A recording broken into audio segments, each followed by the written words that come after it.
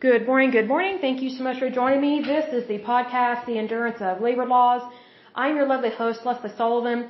Today is episode 205, and we are going to take a look at the United States Secret Service. Very interesting here. It's a little thick, but I'm going to try and shorten it as much as possible. This definitely has a very much diverse history. But before we dive in, let me give a big shout out to my listeners. So here we go. We love to see you here.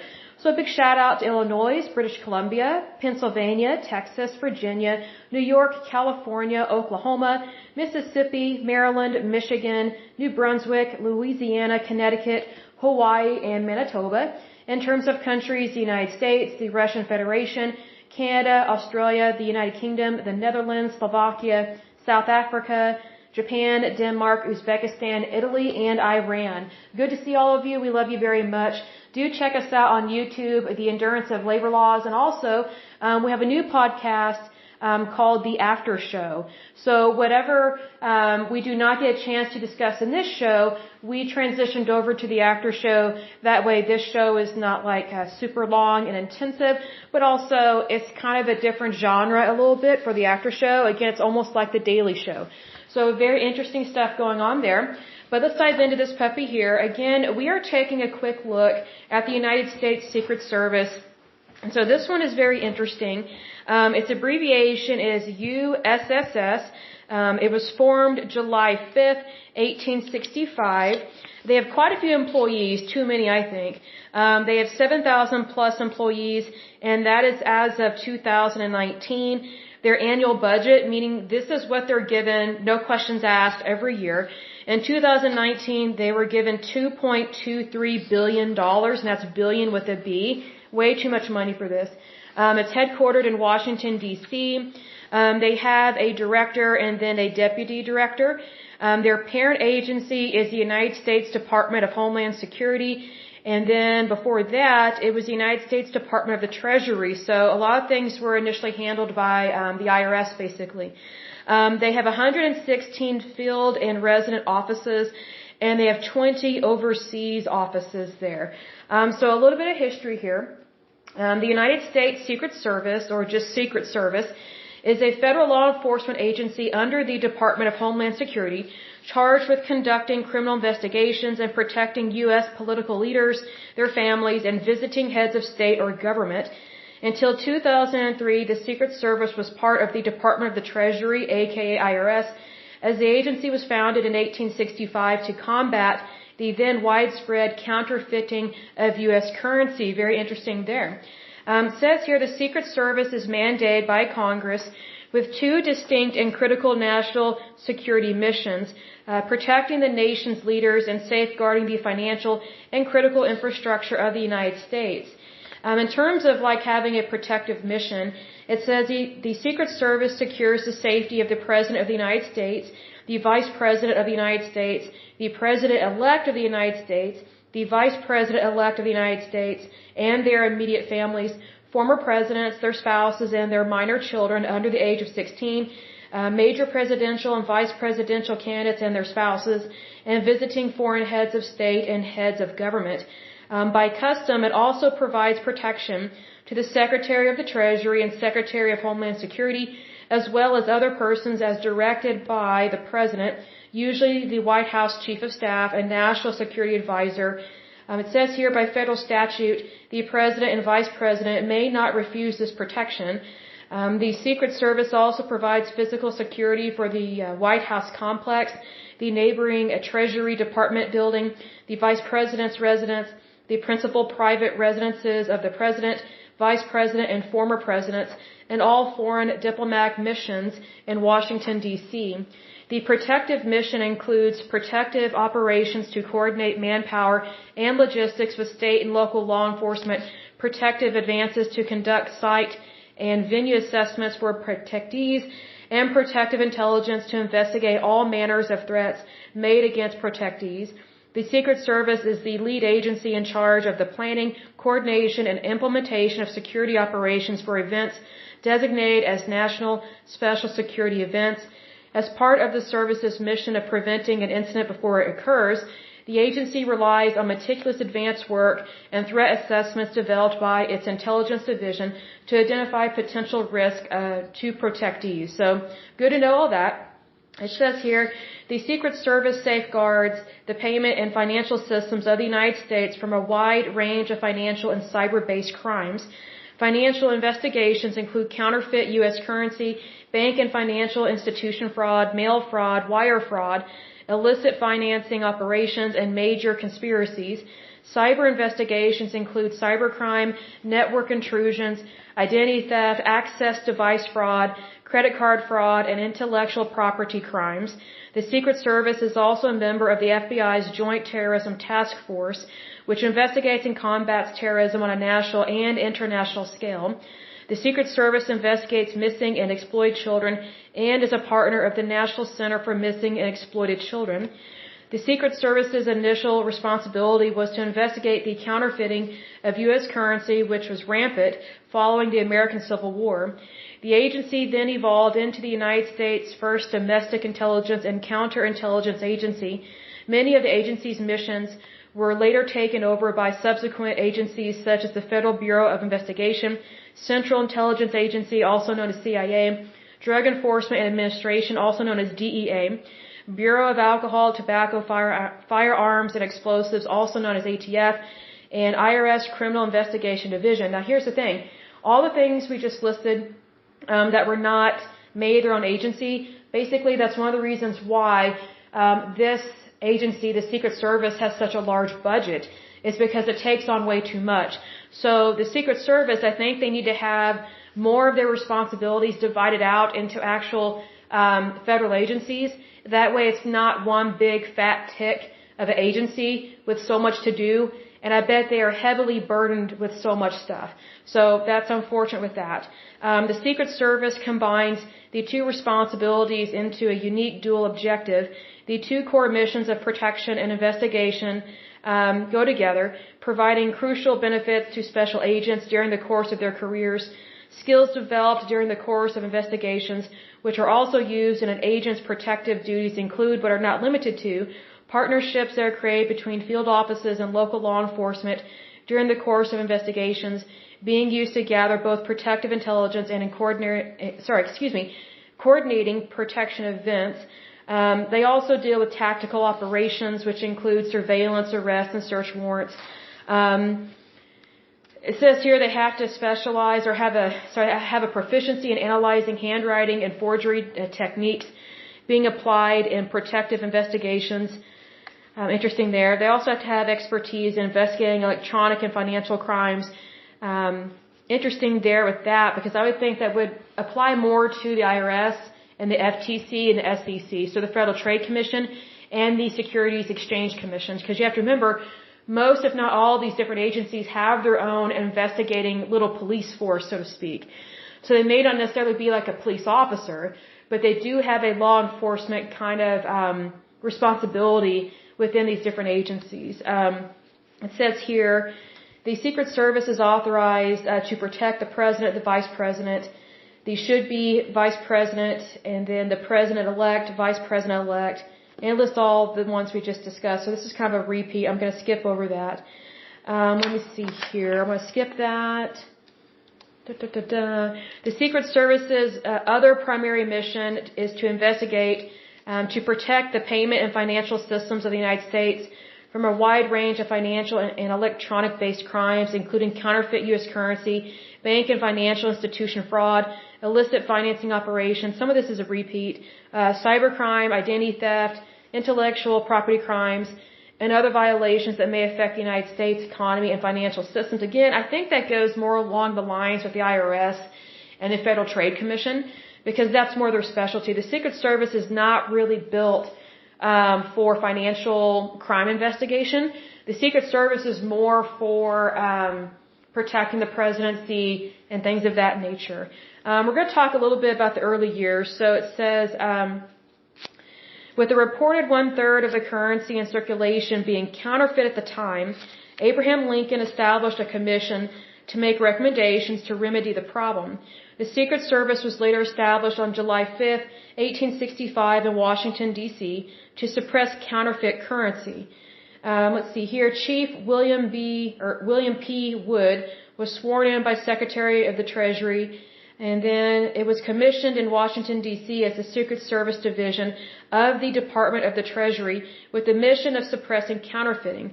At the time, the only other federal law enforcement agencies were the United States Customs Service, the United States Park Police, the United States Post Office Department's Office of Instructions, and I'm not sure what that other word is, but the United States Postal Inspection Service and the United States Marshals Service.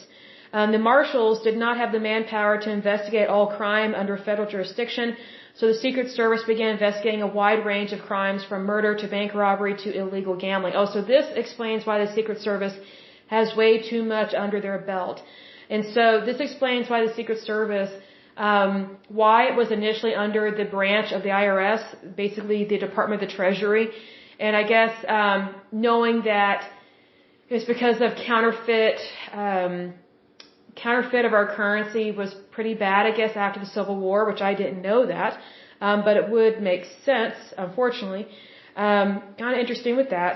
But we're going to move forward. It says a little bit about the 1940s. It says the Secret Service assisted in arresting Japanese-American leaders and in the Japanese-American internment during World War II.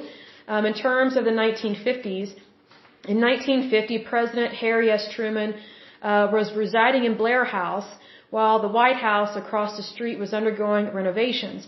On November 1st, 1950, two Puerto Rican nationalists, Oscar, I'm going to mispronounce this, Calazo, and I think it's Griselio Torresola, approached Blair House with the intent to assassinate President Truman. I've never heard of this.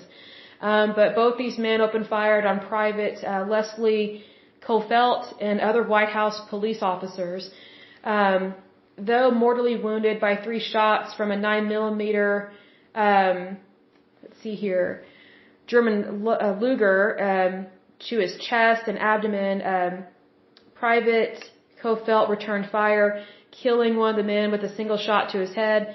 The other man was also shot, but survived his injuries and served 29 years in prison after returning to Puerto Rico. Let's see here, in late 1979. Let's see here, then moving on to the 1960s. In 1968, as a result of Robert F. Kennedy's assassination, Congress authorized protection of major presidential and vice presidential candidates and nominees. I'm surprised they didn't do that sooner, just because of with the assassination of Abraham Lincoln and, other attacks on other presidents that we have. I'm surprised this wasn't done sooner. In 1965 and 1968, Congress also authorized lifetime protection of the spouses of deceased presidents unless they remarry, and of the children of former presidents until age 16. I don't agree with that. Because typically people are not going after the spouses or their children. So I think that's a waste of money. Then moving to the 1980s, in 1984, the United States Congress passed the Comprehensive Crime Control Act. I'm not a big fan of that. We will take a look at that later. But it was stupid. I'm not a fan of it. But it extended the Secret Service's jurisdiction over credit card fraud and computer fraud.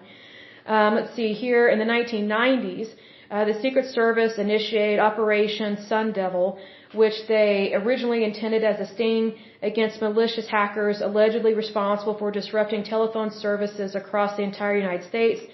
The operation, which was later described by Bruce Sterling in his book, The Hacker Crackdown, affected a great number of people unrelated to hacking. I'm not surprised. And led to no convictions. I'm not surprised, because the Secret Service probably not good at this. The Secret Service, however, was sued and required to pay damages. I'm not surprised. I am not surprised. Needless to say, I'm not always impressed with their work. But moving forward to the 2000s, in regards to the September 11 attacks, the New York City field office was located at 7 World Trade Center. Immediately after the World Trade Center was attacked as part of the September 11 attacks, special agents and other New York field office employees were among the first to respond with first aid. 67 special agents in New York City at and near the New York field office helped to set up triage areas and evacuate the towers. Let's see here. Moving on to domestic expansion. So, effective March 1st, 2003, the Secret Service transferred from the Treasury to the newly developed, established Department of Homeland Security. Not a big fan of that. The United States, or the USA Patriot Act, signed into law by President George W. Bush on October 26, 2001, mandated the Secret Service to establish a nationwide network of ECTFs in addition to the one already active in New York. As such, this mandate expanded on the agency's first ECTF, the New York Electronic Crimes Task Force, formed in 1995, which brought together federal, state, and local law enforcement, prosecutors, private industry companies, and academia. These bodies collectively provide necessary support and resources to field investigations that meet any one of the following criteria: significant economic or community impact, participation of organized criminal groups involving multiple districts or transnational organizations, or use of schemes involving new technology. Let's see here, they're kind of repeating a little bit, but they're basically expanding how they investigate, considering what happened with 9/11, which again, 9/11 could have totally been prevented. The FBI and other federal agencies did not do their job very well. So what sucks about that is when federal agencies who are supposed to protect the United States fail, then that burden gets put on our military, but after the aftermath, basically. So kind of not a very smart response in regards to that. Not a big fan of that. Let's see here. It says, as of 2010, the service had over 6,500 employees, 3,200 special agents, 1,300 uniformed division officers, and 2,000 technical and administrative employees. I'm guessing if they're administrative employees, they're probably professional paper pushers. Not a big fan of that. Let's see here. In September 2014, the United States Secret Service came under criticism following two high-profile incidences involving intruders at the White House. One such intruder entered the East Room of the White House through an unlocked door. So they're not really doing a good job. Okay, so now we're moving to the 2020s. On April 15th, 2020, the ICE Homeland Security Investigations Unit launched Operation Stolen Promise, so what a title, that targets COVID-19 related fraud. The operation conscripted resources from various branches of law enforcement and the government, including the U.S. Secret Service, and about $2 trillion in the relief package known as the CARES Act was earmarked by law in March 2020, bringing unemployment benefits and loans to millions of Americans. Not a big fan of that CARES Act, even though it was trying to help. However, as Secret Service spokesmen subsequently point out, the act also opened up opportunities for criminals to frequently apply for aid. Hence, that's why there's fraud. By the end of 2021, nearly 2 years into the COVID-19 pandemic, the Secret Service had seized more than $1.2 billion in relief funds appropriated by fraudsters.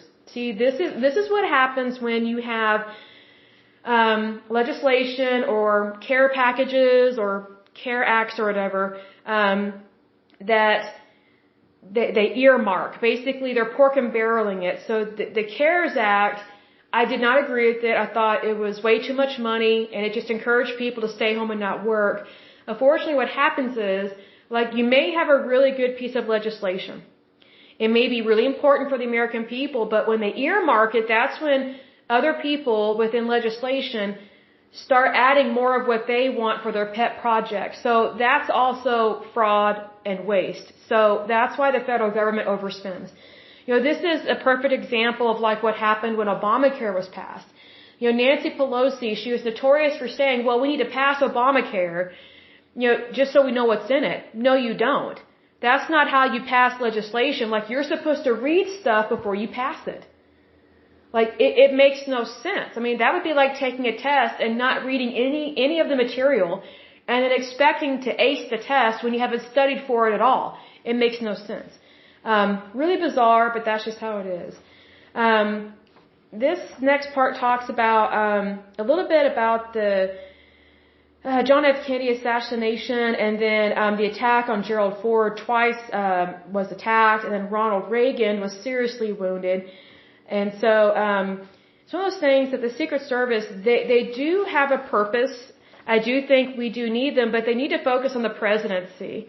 I really think that they need to focus on that and not so much all this other stuff, because I think there's a lot of stuff that gets put onto the Secret Service that, initially the Secret Service, as we just discussed, was initially created to stop counterfeit currency.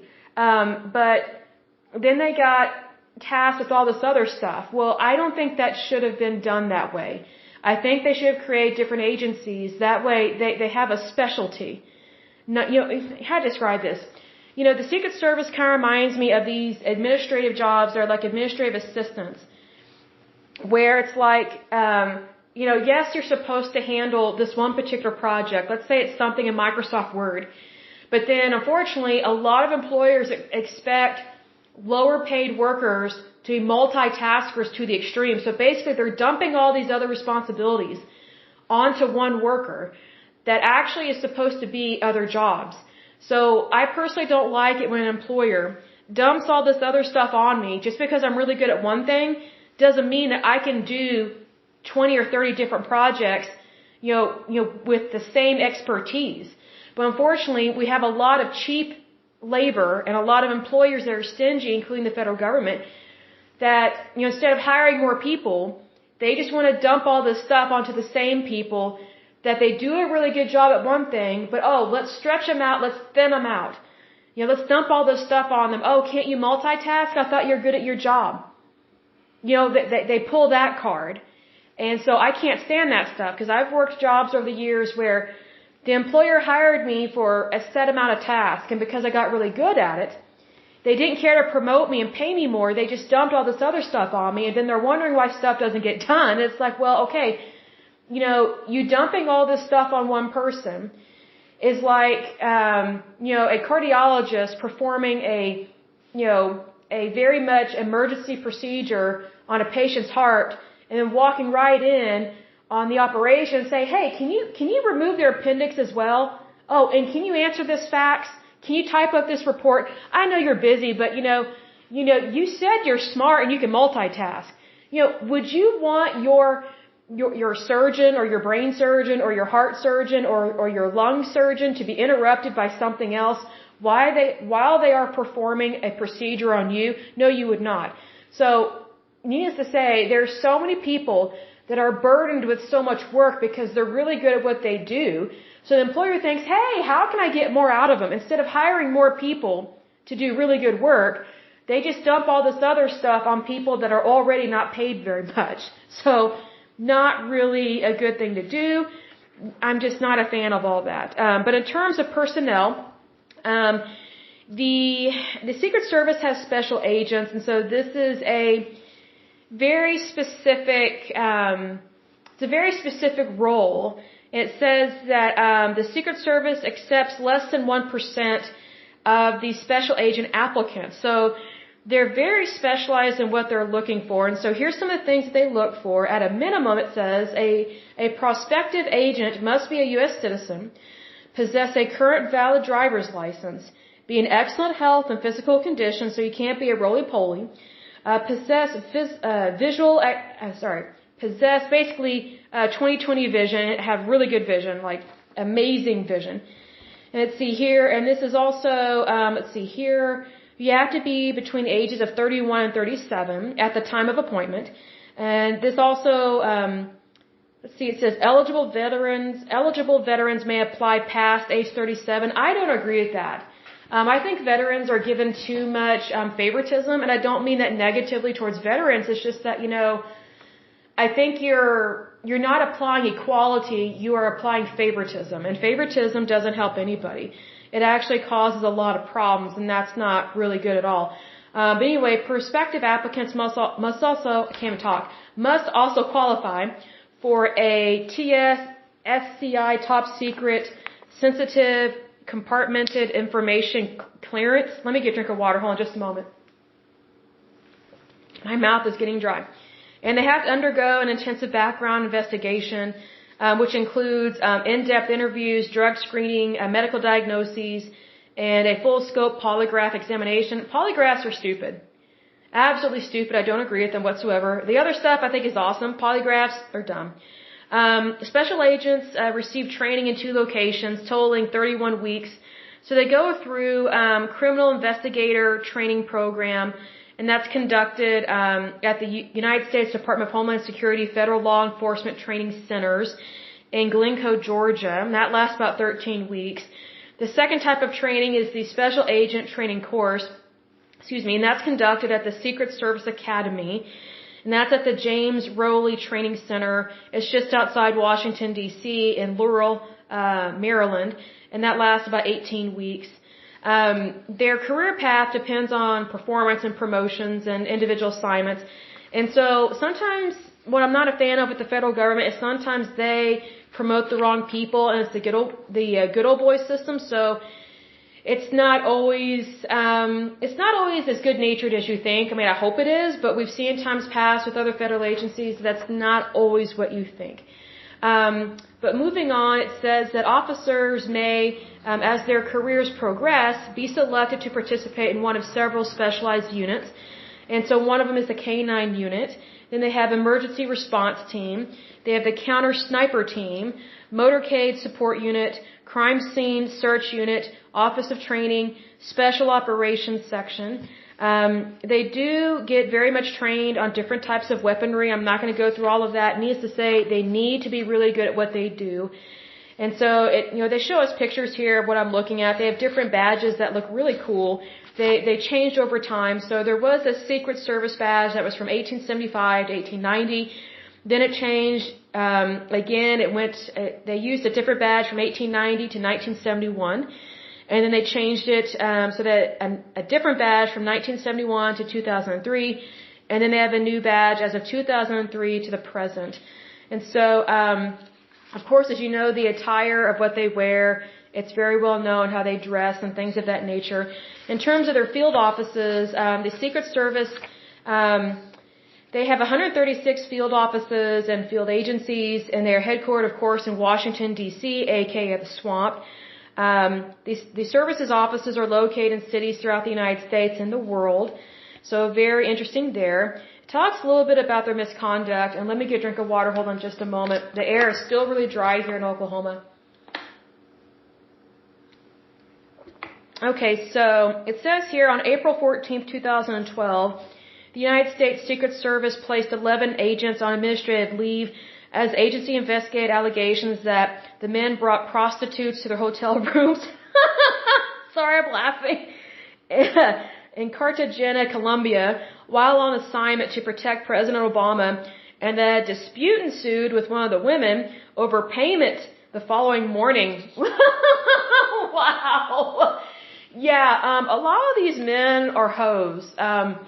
A lot of these men that are in our Secret Service and in our military, unfortunately, whenever they travel, they like to sleep around and cheat on their wives, and they can't keep it in their pants. So this is nothing new. But basically, what's interesting is that they're supposed to hire people of character. But this has been a problem for a long time. It says after the incident was publicized, the Secret Service implemented new rules for its personnel. Oh no, new rules. The rules prohibit personnel from visiting non-reputable establishments, basically whorehouses, and from consuming alcohol less than 10 hours before starting work. Additionally, they restrict who is allowed in hotel rooms. Oh, wow. So these rules are new, people. Yeah. So that means this has been going on a long time. So, there are so many people that work for the government that are skanks.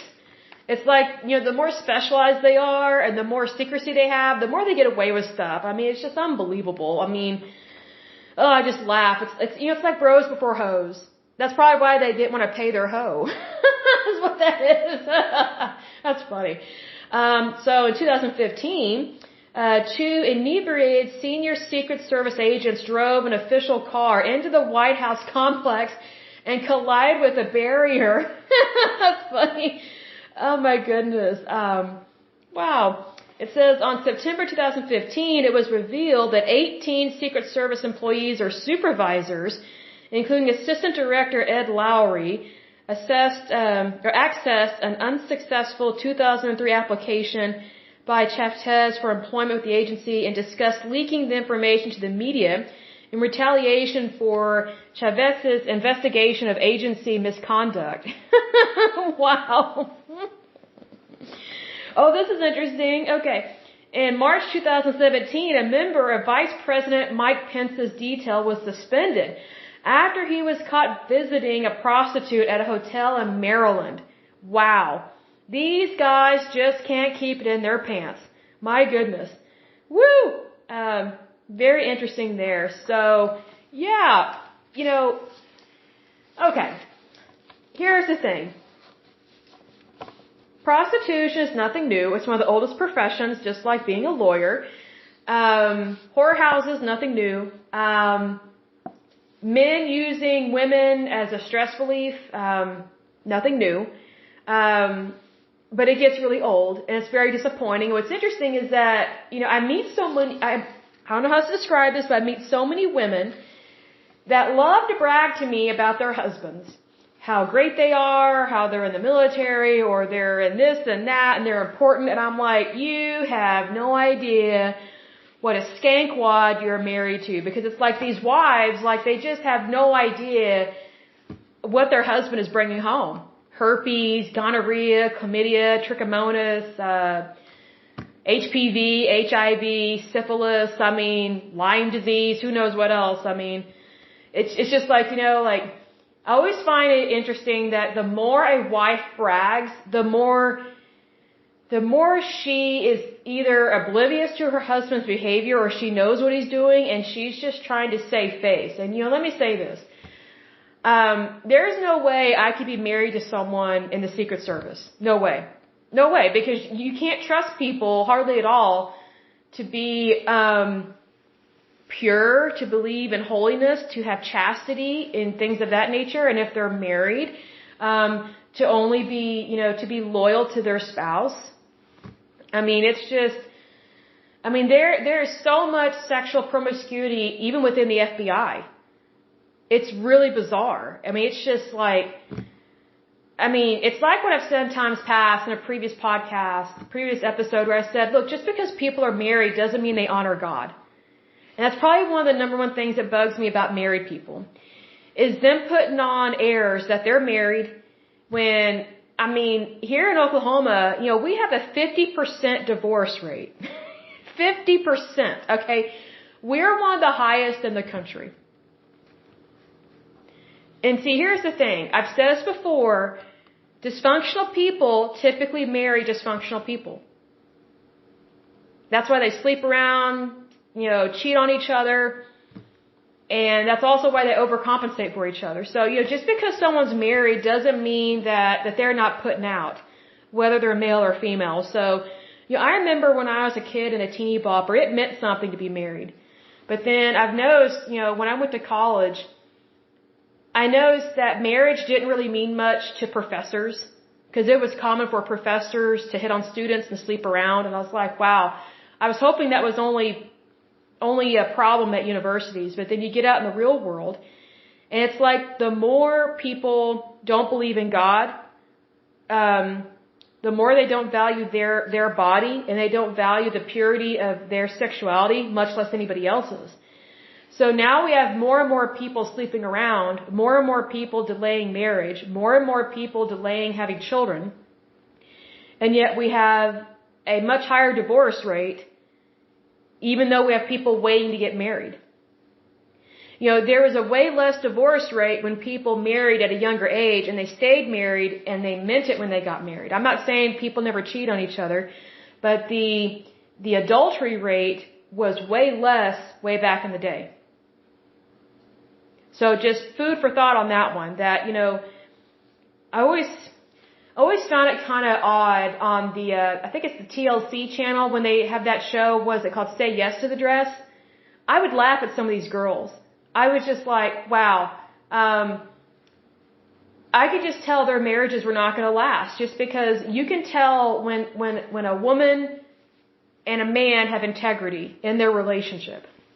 Like they would interview the woman, and then they would interview the guy, and of course they're engaged to each other, and sometimes they show the marriage, and or not the marriage, but they show the wedding ceremony and things of that nature. I could totally tell which ones were not going to last. Because again, if you have two dysfunctional people getting married, you have a dysfunctional marriage, and a dysfunctional marriage is not going to work. Even if they stay together, it's not going to work. Like there was this one girl, she was just a Mexican hoe. It was horrible. I was like, oh my gosh. She looked like a beautiful Mexican model. Just gorgeous. Just amazingly beautiful. Her fiance, super handsome. They're just a beautiful couple. But he lacked character, but not as bad as her. And so she was trying on these wedding dresses, and I don't think she understood that it's supposed to be a holy sacrament. It's supposed to be serious because you're taking a very serious vow before God and before everybody in the room, basically, that you're saying that I love this person, I'm going to be loyal to them and faithful to them all of my life. And she viewed it as like one of these crazy Mexican celebrations. Like the wedding dresses that she picked were not wedding dresses. Like they were skankwad. She was trying to show off her rack because she had breast implants. This chick had been sucked, tucked, and plucked, Botoxed, and she was young. And she just had this glamour kind of lifestyle perception, even though she wasn't like a movie star or anything per se. And even the person that was trying to help her pick out a wedding dress, like at this wedding dress establishment, this really classy place, they're just like, what kind of wedding are you having? And she would tell them, and they go, okay, well, do you plan on taking your vows in this kind of dress? Because it would not be appropriate to wear this in front of a preacher or a pastor or a priest. And she just didn't care. It's just like, okay, obviously they've been having sex. Obviously she did not wait till she was married. He didn't wait till he was married. And they did not wait till they were married to have sex. So it was very obvious that both of them, the male and the female in that relationship, the man and the woman, they were very much not pure. So it's like, okay, you have two very impure people. And I'm not saying that if you've ever had sex that you can't be pure. Of course you can. You can abstain. You can rededicate your life to Christ. There's all these things you can do. It's good to put God first. But what I'm saying is that neither of them were putting God first in any area of their life. And it was so obvious. And, excuse me, when I saw this show, let me get a drink of water. I was in my early 20s. I was like, whoa, I wasn't even super religious at the time. I didn't have a crazy lifestyle, but I wasn't really going to church or anything. And even I could tell that is not normal. It was weird. And it was just really, I felt sorry for her mother and her family because she just looked like a hoe. A very pretty hoe, but she just looked trashy. Well, that tells me that she doesn't respect her body. And also, if she doesn't respect her body, who is she going to date? Who is she going to marry? So I guarantee you that marriage did not last at all. It was a very interesting show, and it really, I don't think it made women look very good. It made them look very petty, superficial, and just weird. Because I just thought, if I was getting married, there's no way I would act like that at a bridal salon or whatever, or shopping for a bridal dress. And then there's this other episode I saw. This woman, she brought every friend that she has.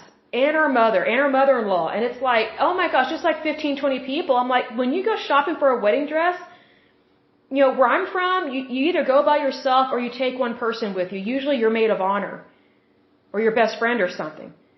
But if it was me, I would go by myself. Like, I don't care about other people's opinion. Like, it's my life, it's my event, and I'm going to do what I want to do, especially if it's appropriate. And, what I didn't like about that show is you have all these women that they go shopping for, a beautiful dress for their special day, but then they go put the dress on, they come out and they walk down this little, this really beautiful aisle, and they step up on this, ledge looking thing. I don't know how to describe it, but it's like a display stand kind of looking thing, but it's on the floor. And they're doing like a twirl, and they're showing the dress to the other women that they're with. And it's like, why would you care? Why would you care what they think? And you know what? I hardly ever saw a nice mother-in-law. It's like, why would you take your mother-in-law with you to anything? Like, what does her opinion matter? It just doesn't. I'm not against mother-in-laws. I'm not, but it's just like, it's about the bride. It's her dress. It's her wedding. Yes, you're bringing together two families, but, there was one episode I saw where, again, it was like 15 women. Oh, and this girl, she brought her stupid brother. He was a hateful, womanizing, oh my gosh, peon pig. And if she wasn't being criticized by the mother-in-law, she's being criticized by her controlling brother. And I was like, why would you take a man's opinion? What do they know about shopping unless they're gay? And it's like, even then, why would you listen to other people's opinions about this? It's your day, it's your dress, it's your life. Like, I just thought it was weird. I just was like, man, when I get married, I'm not taking anybody with me to go get my wedding dress because I don't care what other people think. Just don't. I've been like that since I was little. It's like, it just really woke me up to the fact that how easily manipulated women are. I just thought, you think people are your friends, and it's just like, your moment belongs to you. It doesn't belong to somebody else. And so I find interesting, you're probably thinking, where are you going with this? Well, here's the thing. My point is this. There were so many of these women that were shopping for wedding dresses, and the most dysfunctional engaged couples were those that had bizarre behavior at these bridal salons or whatever. And it's like, I can totally see their future husbands being like these Secret Service agents cheating on their spouses and hooking up with hoes and prostitutes in other countries and at their homeland. You see, because here's the thing. When you have a dysfunctional spouse, you have a dysfunctional marriage. I'm not saying that, you should never give people a chance.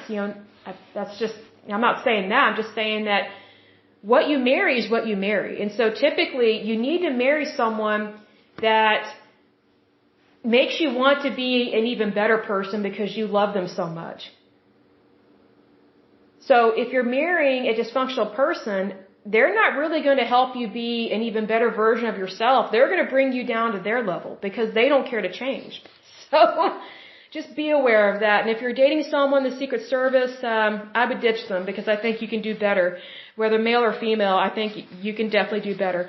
But I will go ahead and end this podcast. But as usual, until next time, I pray that you're happy, healthy, and whole, that you have a wonderful day and a wonderful week. Thank you so much. God bless and bye-bye.